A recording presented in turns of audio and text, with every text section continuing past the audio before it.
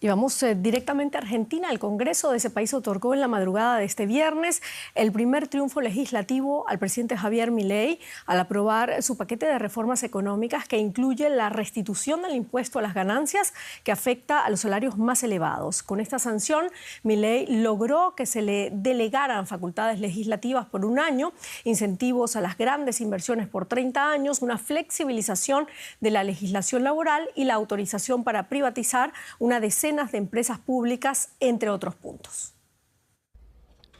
Más de 6 meses y muchas horas de debates tensos y farragosos en el Congreso y el Senado. Esto es lo que le ha costado al presidente de Argentina, Javier Milei, su primer gran triunfo legislativo.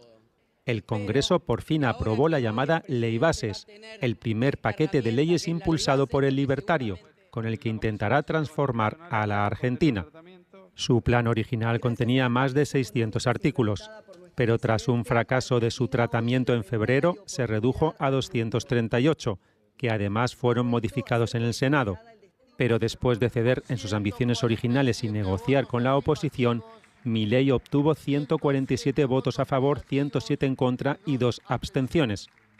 El Congreso le da así facultades legislativas extraordinarias en materia administrativa, económica, financiera y energética. La norma prevé, entre otras medidas, la privatización de empresas públicas, beneficios para grandes empresas, blanqueo de capitales y reformas fiscales. Esto, para sus críticos, es desguazar el Estado.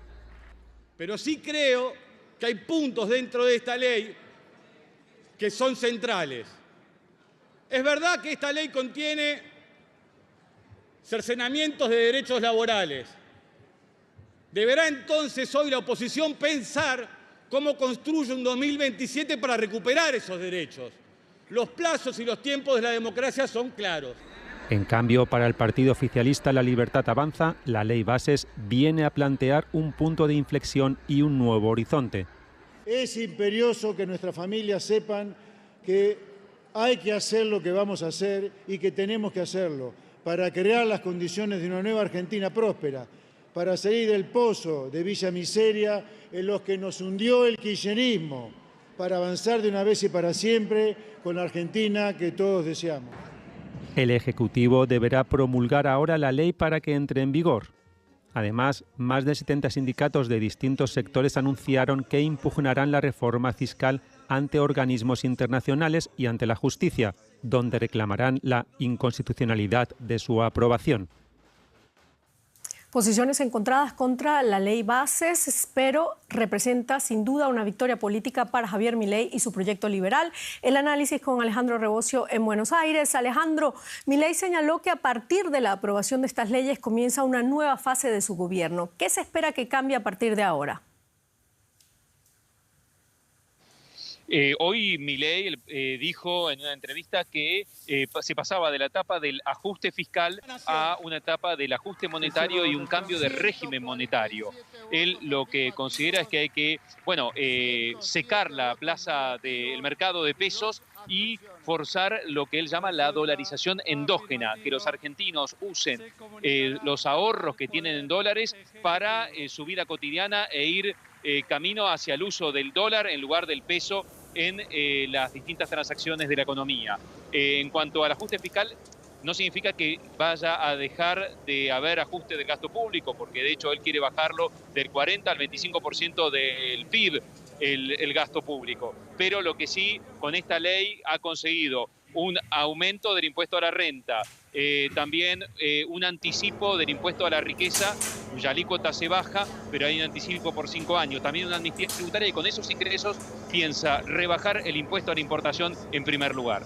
Alejandro, se espera que luego de esta ley se presente otro gran paquete con hasta 100 desregulaciones. ¿Tiene el gobierno el apoyo parlamentario necesario para seguir introduciendo reformas de aquí en más?